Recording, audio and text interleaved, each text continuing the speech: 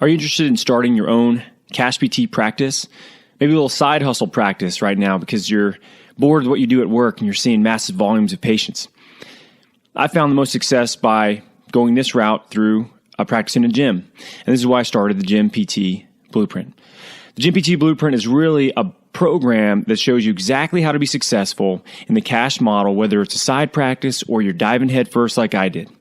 This shows you exactly how to set your finances up correctly, how to set your practice up correctly, how to sell things, how to market yourself, and how to really convey your unique value to other people so that they'll want to pay you for it.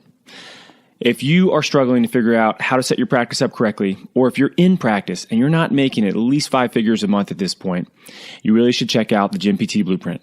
Head over to drdannymattei.com/products. That's DRDANNYMATTA.com/products to take a look at the Gym PT Blueprint and see how this program can help you become successful.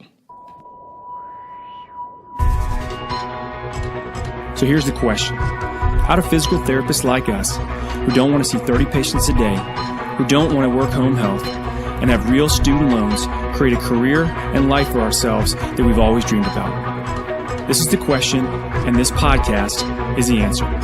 My name's Danny Mattei, and welcome to the PT Entrepreneur Podcast.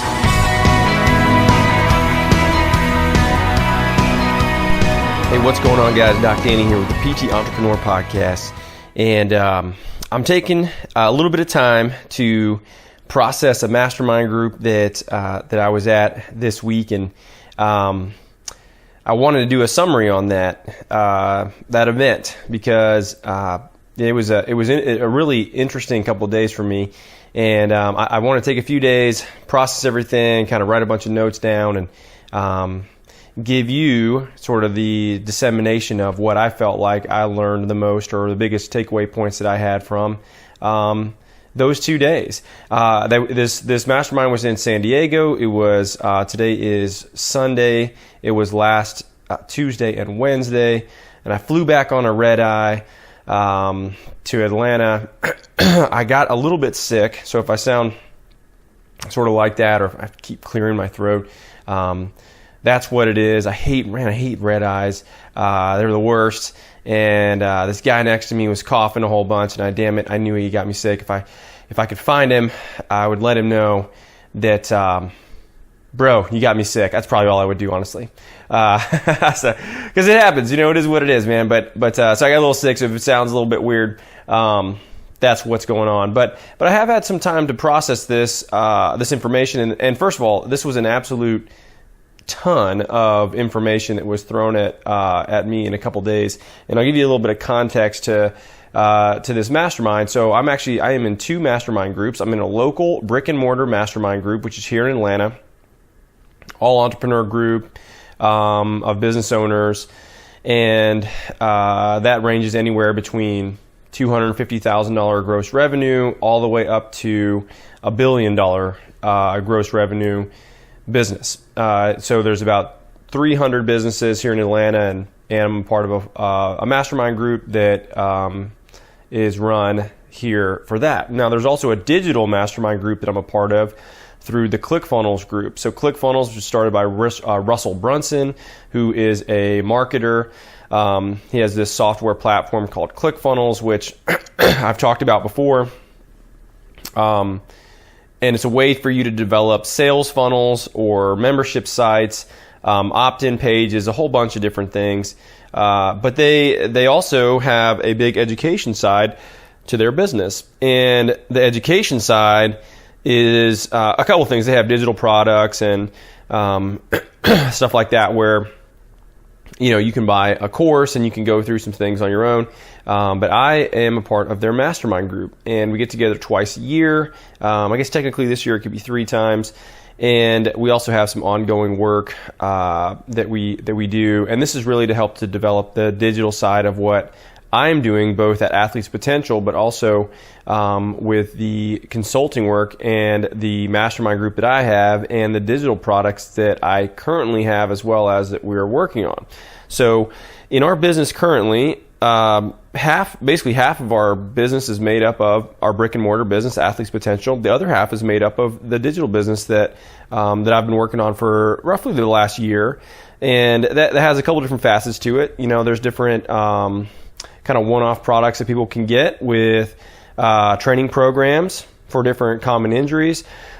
We have a recurring revenue training program that we have as well. We also have the Gym PT Blueprint, which is a course that people can buy to learn how to start a practice in a gym and successfully go through that model the way that we did. We're working on a couple other digital products that have to do with the business side of things, and we also have our Mastermind, which is a group that I lead, which is about 15 people at this point, and help them really be able to scale from being a single provider in a cash practice to then grow to multiple providers and develop systems and an actual team around your business and create that long-term change, and I'll kind of get into some of this. Is that I feel like that's really important, but I feel like it's really necessary for me to reinvest in my own business education in these two areas because they're so different. So they're different, but there's some overlap. So I'm going to talk about sort of the biggest takeaways. But I spent 2 days in San Diego, excuse me, at a hotel that was in downtown. It was me and about 200 other digital entrepreneurs. I guess there was a couple people there that were like service-based local brick and mortar businesses. It would definitely apply, but mainly everybody was digital. So it was anything from e-commerce business where people did drop shipping, think like apparel or supplements, different products on Amazon. A ton of Amazon people were there. There were coaches and consultants, kind of like myself. So like doing digital products with either courses or kind of one-off products, or they had consulting services. Like we'll do some kind of one-off consulting work for specialized things somebody's having a problem with. And then also the Mastermind group. There's a lot of people there that were digital marketers and had digital marketing agencies. So think some things like Facebook ads or setting up campaigns for different other services. I ran into a couple people that do digital marketing for dentists and physicians. I ran into one physician that basically has a sports med clinic that's all cash-based, and he teaches physicians how to switch over to a cash-based model. So very similar to what I do for the physician realm versus physical therapy. So really interesting. We went from like 7 in the morning until about 9 o'clock at night on that Tuesday. It was a really long day. Just a lot of information getting kind of thrown at us. The next day we went from 7 to about 4:30, I guess. And it was just, there's a lot. So I wrote a bunch of notes down, and this is an expensive group to be a part of. So one of the things that as I get exposed to these things, and part of what I do with the podcast is talk about lessons learned in some of the mastermind groups that I'm associated with. But when you go to these big events, my goal is to really be able to disseminate this information down to you guys. What I learned from it, the biggest kind of takeaways. And the mastermind group that I work with, it really comes down to, I'll take this information and then I'll actually start to kind of piece it together in a more organized fashion for how it can help them.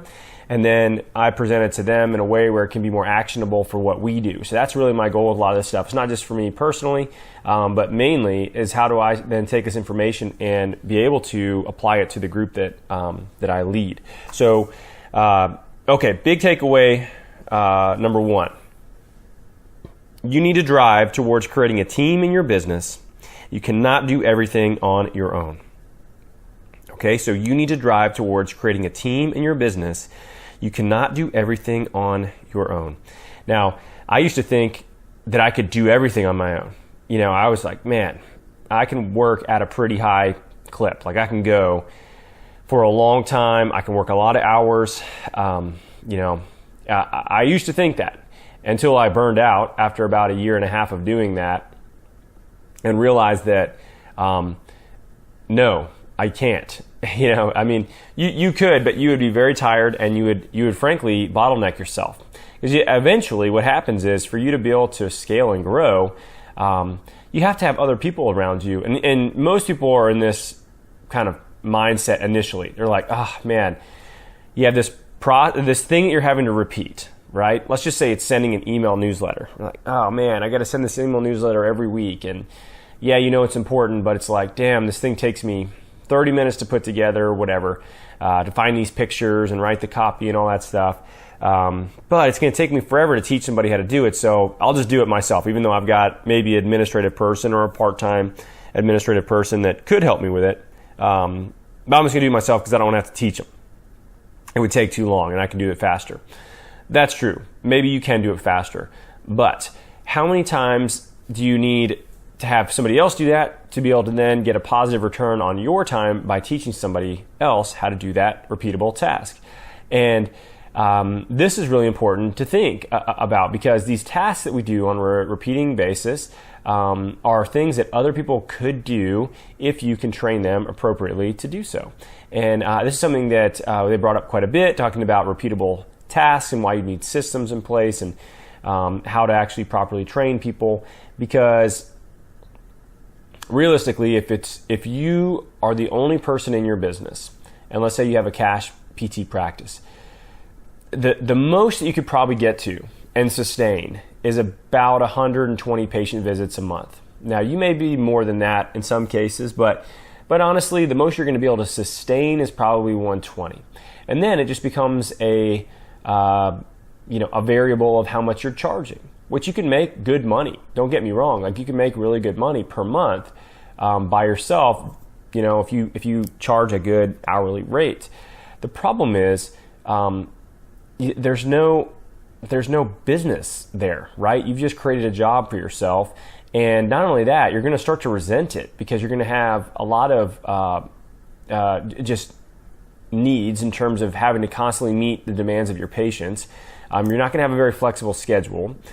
And when you're out of town, you're not going to make any money, right? I mean, that's one of the things that I think is so important about building a true business. Like, I took a screenshot of our revenue Monday. I flew from Atlanta to San Diego, and I left my house about 9 o'clock.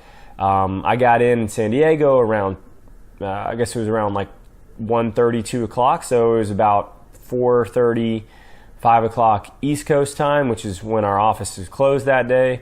And I took a screenshot of it and I sent it to my wife, and I sent it to somebody on our team for our business deal. And I said, this is what people need to be able to get. Like, I was on a plane all day long, and we made thousands of dollars in our business without me being there. And it's because the people that we have are trained. They understand. Like, they're part of a team. They know what's going on. They know what they're expected to do, and it happens.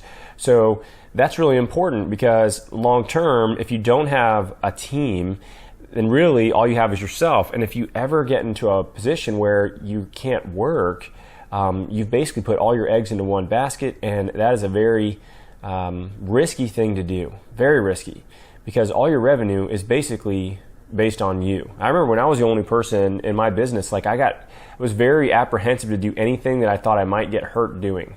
I'm like, no, I'm not doing that. No way, not doing that. I mean, I would go jump out of an airplane when I was in the Army. No problem. Because, hey, if I get hurt, I'm still getting paid, right? I'm not jumping out of an airplane when I'm the only one seeing patients. If I jump out of that airplane and I get hurt, man, no money's coming in, right? And I got to put food on the table for my family. So you have to try to drive towards a team and building a team, and look at that long term. Don't just look at short term, what revenue numbers you want to get to. That's all fine and good, but you have to eventually work towards building a team. Otherwise, you're going to bottleneck yourself. And the other thing is, people out there are better at things than you in different areas. What I mean by that is, some people are much, much better at organizing things. Some people maybe are better at sales. Some people maybe are better at marketing. You have to figure out what you're really good at and figure out who is better at things than you are, and then try to bring them onto your team. They have this concept of creating your Avenger team. Who do you want your Avenger team to be? Who do you want to be like these people that are subject matter experts in these different areas?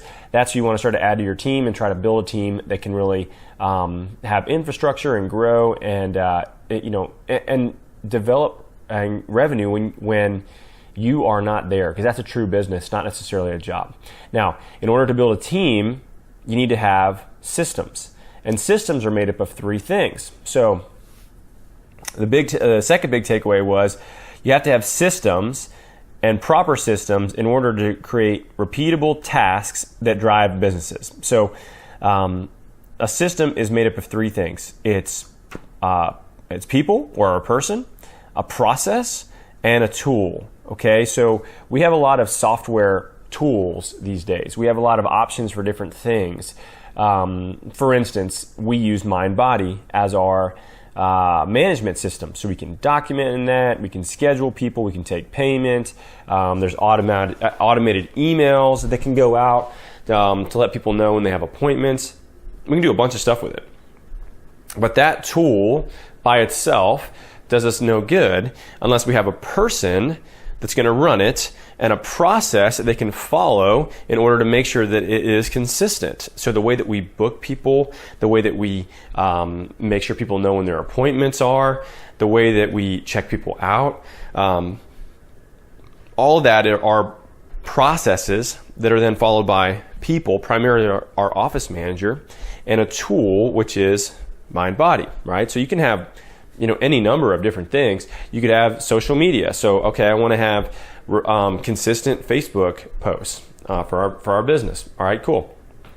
Facebook is a tool.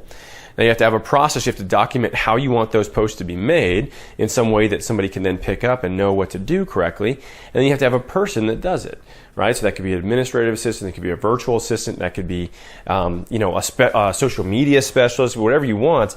But it has to have these three parts in order for that to be a repeatable system that's going to be able to drive your business. So you can't just have tools, you can't just have these cool software applications. Like, those really mean nothing if you don't have people driving it and a process that can be repeatable. But you have to have systems, otherwise there's no consistency within your business.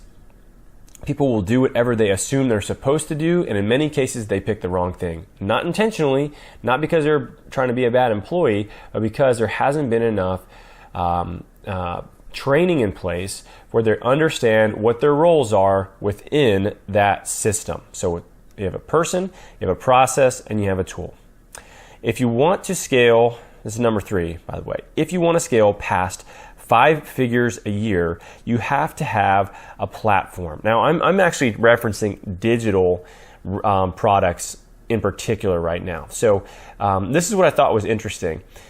They fully believe at this, the presenters at this Mastermind group fully believe that you can hustle your way, primarily on social media, to 5 figures a year in digital revenue. In particular, they're talking about digital products or courses. Okay, so let's say you have a course on,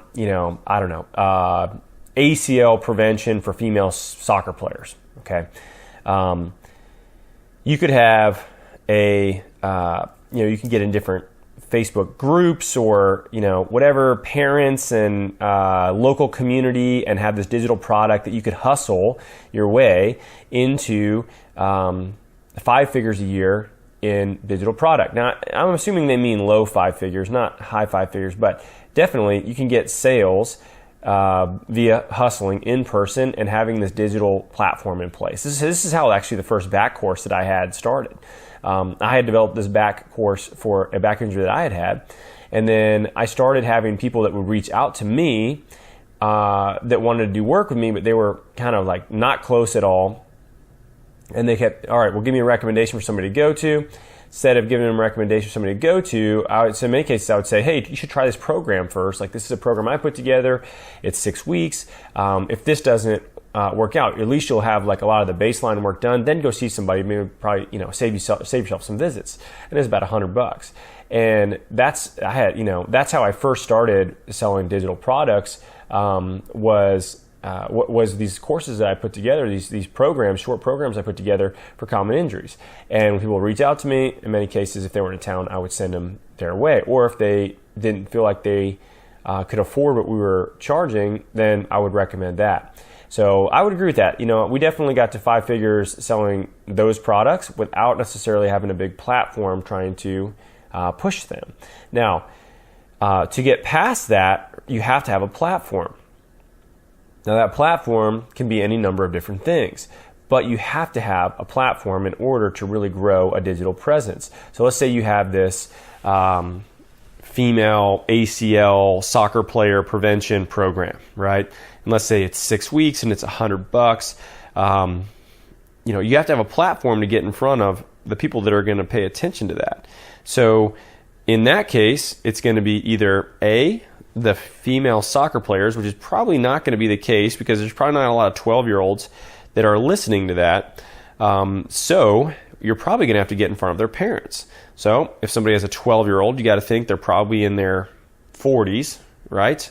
Maybe younger than that. I guess it could be mid-30s. Depends when they had kids. But I would say a safe bet would probably be between your mid-30s and your 50s. They'd have to be interested in youth sports or soccer or any number of things.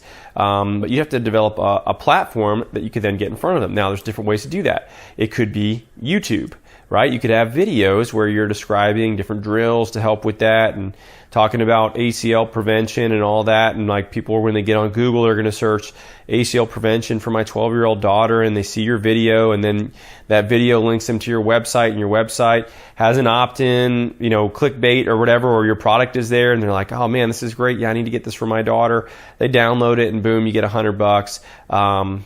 Because you have a platform and they've seen it. Maybe you have a podcast and you talk about, soccer development in youth females, and they get to your product that way, and end up going back to a website or some sort of digital platform of some kind besides that. But you have to have a platform because you have to develop a group of people that resonate with what you're saying and are interested enough to want to buy what you have to say or teach, right?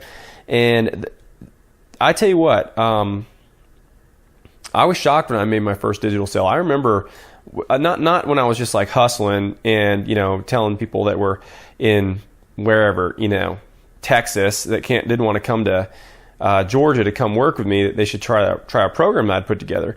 But I remember when I first did my first kind of like campaign of digital ads, and then I had somebody purchase something that I had put together, I was just like blown away that it actually worked, and what's interesting is the world's a big place, right? Like there's a lot of people out there, not just the world, but the U.S. is a big place. Okay, there's a lot of people that we could help, and there's a lot of people willing to buy stuff online now that maybe 10, 15 years ago wasn't going to happen. So what's interesting about this is this could be an entire different revenue stream for pretty much anybody listening to this podcast.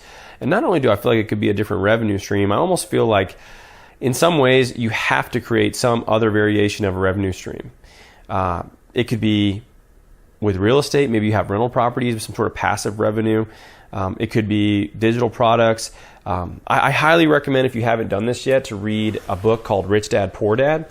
And this is a book I read quite a long time ago. I was still in college. I actually had somebody give me this book, and I didn't really quite get it at the time. I actually read the book, and I was like, oh, that's interesting. Okay, this guy kind of seems like he's just trying to sell me a game. The game's called Cash Flow, and it's sort of like Monopoly in a way. But the goal of the game is this. The goal of the game is that you get given an occupation, and the occupation could be police officer, could be physician, whatever it is. You get a base salary, right? So let's say the police officer is making $3,000 a month and the physician's making $10,000. Now you would think, oh, the physician's in a better position to win this game.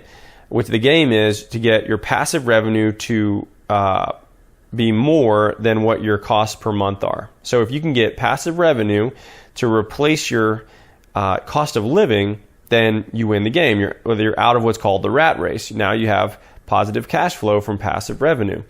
So with a physician, like their cost of living is a lot higher. They're going to be in a nicer house. They're going to drive a nicer car. They're going to send their kids to a private school, whatever. But they're going to have a higher cost of living in most cases. Maybe the police officer is lower. So he's got to replace $3,000 a month in revenue or income, and the other guy's got to replace $10,000. So a lot of it is about, okay, what options are you going to take? I'm going to buy a rental house. All right. Oh, I'm going to invest in this thing, or I'm going to start a business on the side. And like all of that really comes down to your ability to create revenue streams that can replace your salary. And in many cases, the less you have to do, the more passive that revenue is, and the more, the better that revenue really is long term. So digital products, what's interesting about that, and I've actually, this is something that we were looking at putting together kind of a digital blueprint of how to really get your first product out there and what options there are. And I really do think that there's pretty much anybody can do this. It's not easy, just like starting a regular business. A digital business is not easier than a brick and mortar business. In my opinion, I think a brick and mortar business is easier than a digital business, and I've done both at this point. So, but it's also it's more leverageable in certain ways because you have more kind of time freedom to do different things. The whole idea of like, oh man, you can make money while you sleep. That's sort of true, and it's sort of not true. Okay, so digital products take a bunch of effort on the front end, a ton of effort on the front end. And you're not maybe always right. Like you can do certain things to make sure you're more right than you are wrong.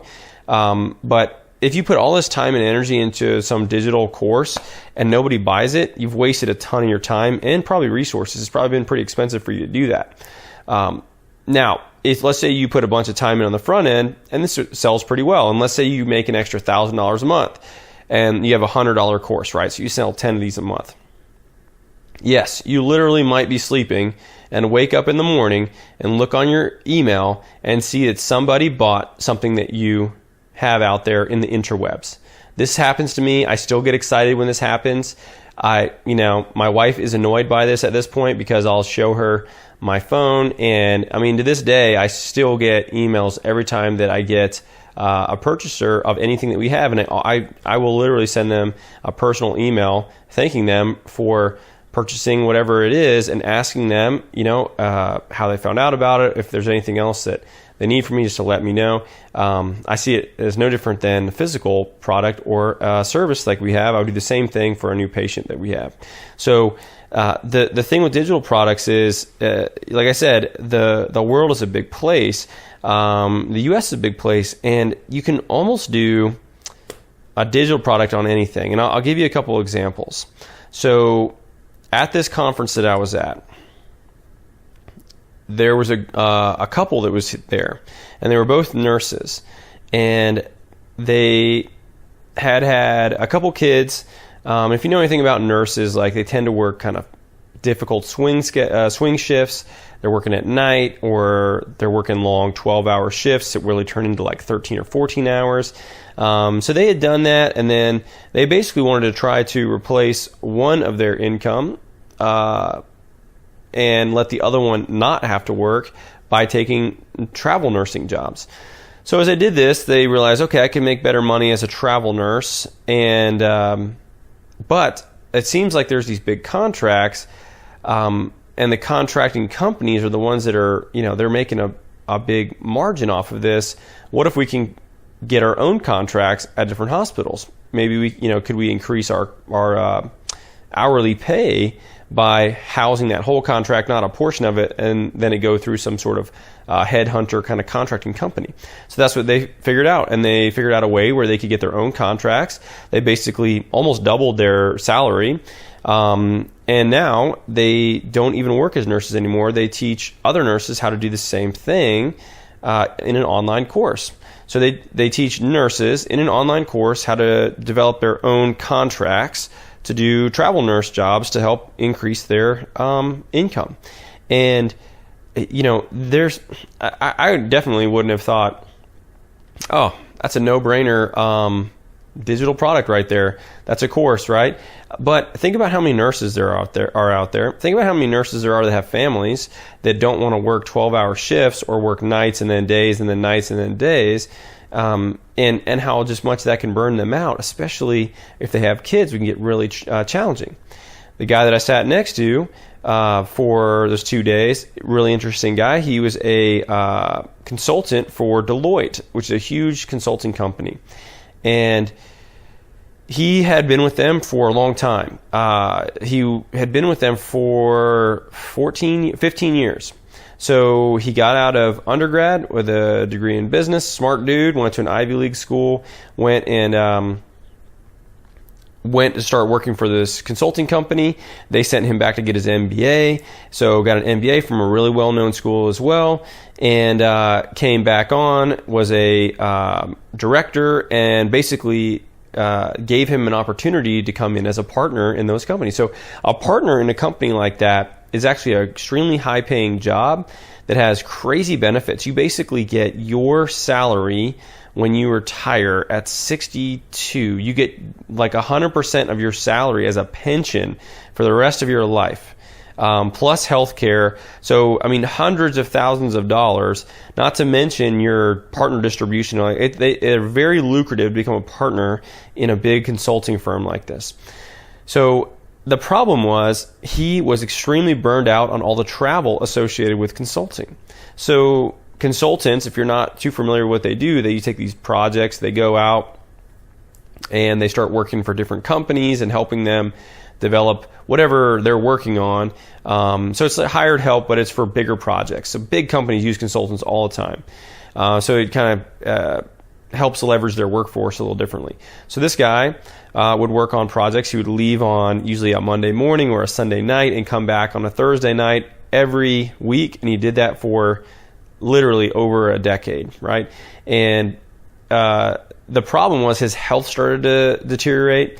He had a hard time with personal relationships because he was always gone. He could never really be in a kind of stable position. It became really challenging, and he started to realize, like, man, my health is suffering, my relationships are suffering. I don't think this is worth it. And if I sign up to be a partner, I'm going to be traveling even more. I'm going to have even more stress on me, and more hours are going to be demanded of me. Even though the money is good, it's like it's not worth the sacrifice of my body and my health. So he has a course that he developed, and he actually has a group that he runs.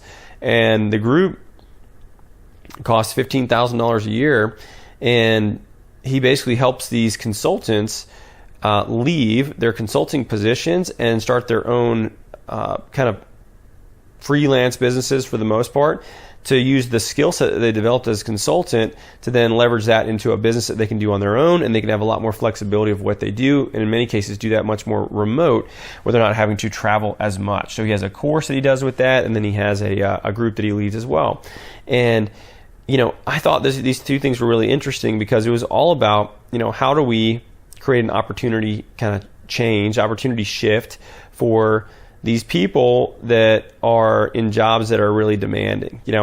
Take what I do, for instance, with the Gym PT Blueprint. So for PTs out there that are, seeing 30 patients a day, and they're frustrated, and they're wondering if they should have gone to PT school in the first place and gotten all those loans just to do a job that they turns out they don't really enjoy, working with geriatric populations versus athletes, which they thought they were going to work with, or at least more athletic people. That doesn't include all the documentation that goes into that. So they're working 10, 11 hours a day, writing a bunch of notes, and they feel more like a waiter than they do a physical therapist. They're not really using their hands the way that they thought they would. They're not progressing. They're not getting any mentorship necessarily. They're just sort of plugged in, and they're just generating, value units that they can bill for their employer.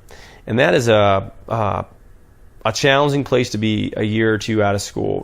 Sometimes people are even more than that. They hit a wall, they get really frustrated, and then they start to try to figure out, what else can I do? And when I talk about the opportunity of doing your own thing, replacing your income, seeing a fraction of the amount of people that you're having to see now, getting better outcomes, getting to enjoy being a physical therapist again, this is what I think is really kind of profound for most people. Our job is amazing. If you can do it correctly, it's one of the most fun, enjoyable jobs ever. It's great.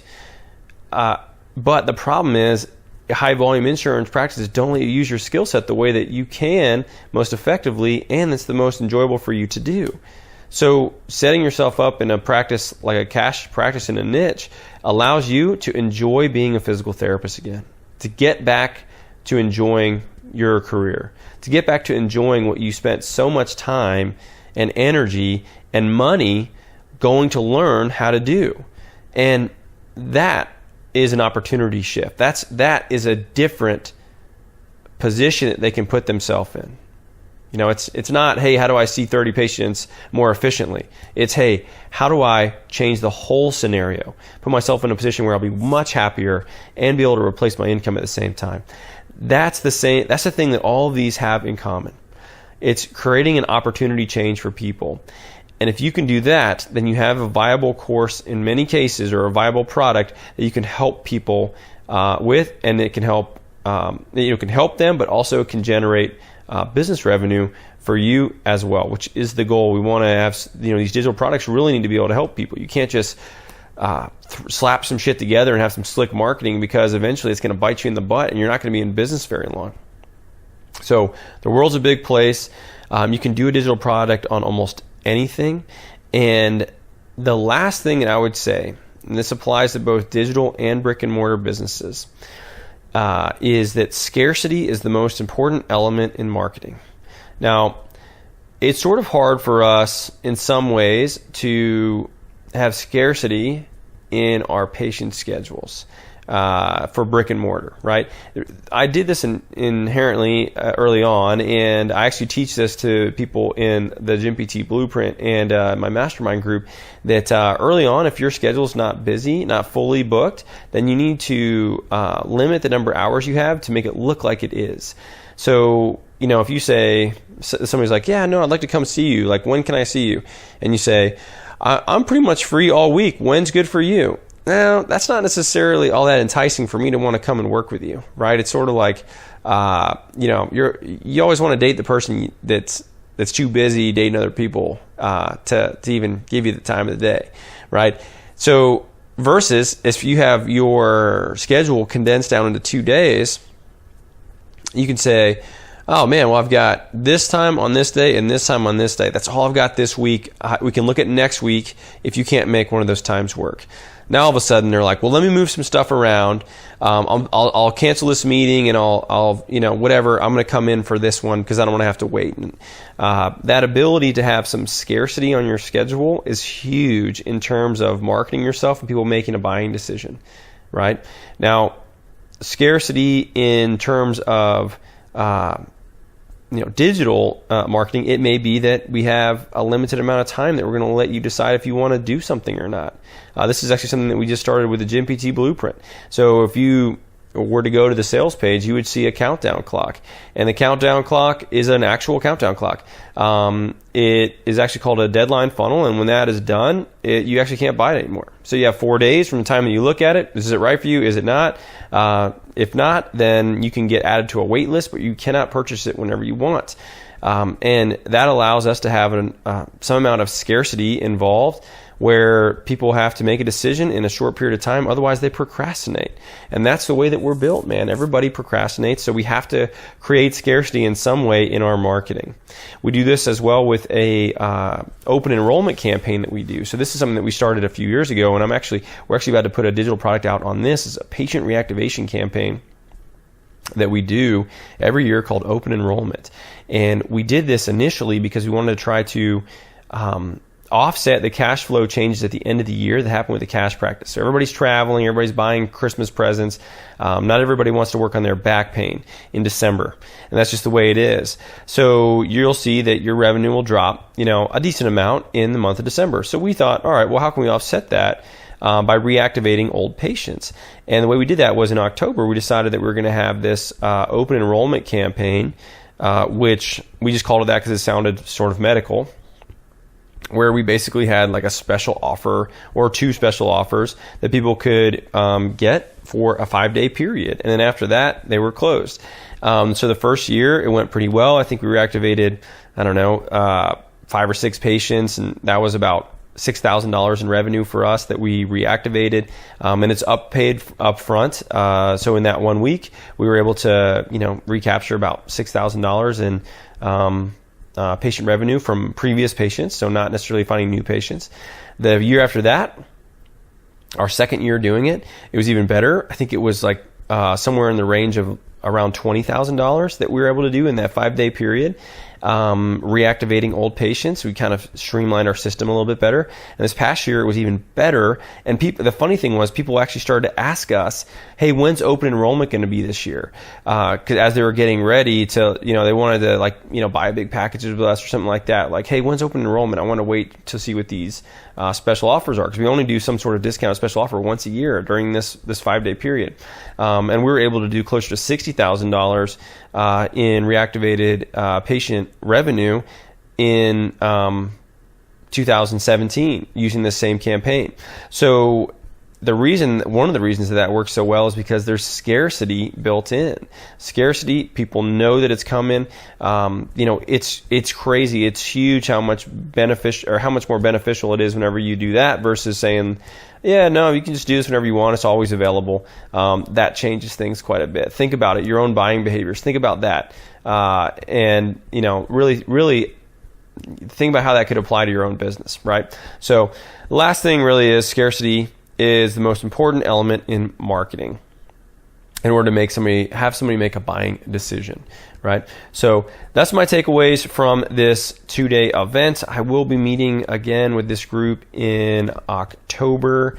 So I'll have more good information for you there. If you're interested in any of this stuff, I'd love to hear from you. If you're interested in digital products and learning more about that, you can shoot me an email at danny@athletespotential.com. You can hit me up on Instagram at Danny Matei PT. That's Facebook as well. Should be the same thing. So Instagram, though, is probably the easiest place to hit me up from a message. If you guys are real interested in this stuff, then yeah, like I said, we can do more content on this and try to teach you as much as we can. It's a really interesting element of what we can do now in terms of adding additional revenue stream to our business, or maybe it turns into your standalone business in some cases. But the digital stuff's cool. I think it's super scalable. I think there's a lot of different variations that you can do with it, and it can free up your time a little bit, but add an additional revenue stream. And honestly, even something as small as $1,000 a month, like what does an extra $1,000 a month do to your life? What does that do to you and your family's lives? Does it let you pay your student loans off faster? Does it let you pay your mortgage easier? Does it let you guys go on a sweet vacation a couple times a year? Does it let you create a better savings buffer for you guys, an emergency fund to invest for the future in whatever it is that you want to invest in? An extra $1,000 a month can do a lot for you. And making an extra $1,000 a month in a digital platform is not as hard as it sounds.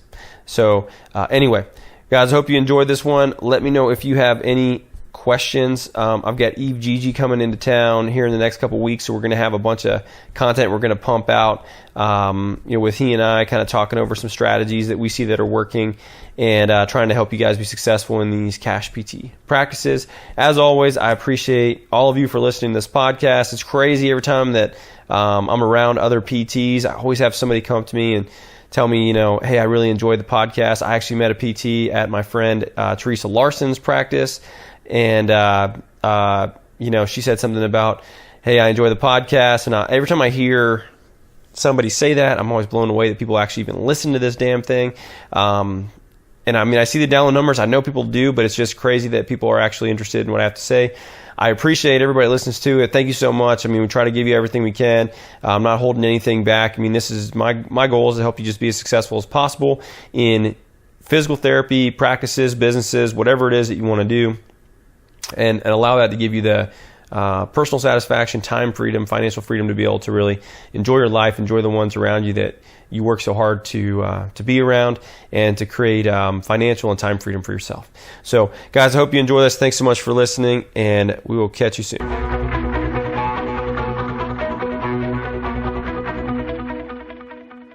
Hey, real quick before we go, I just want to say thanks so much for listening to this podcast.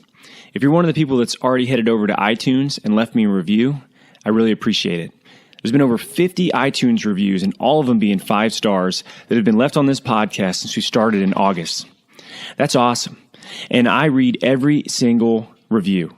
I take every little piece of advice that you give me in there, any criticism, any positive feedback that you have, I read all of it. And it's amazing to see that we're even getting reviews internationally at this point.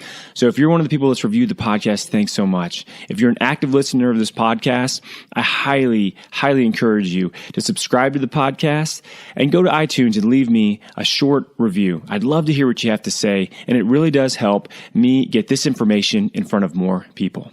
So guys, thanks again for your time, and keep listening.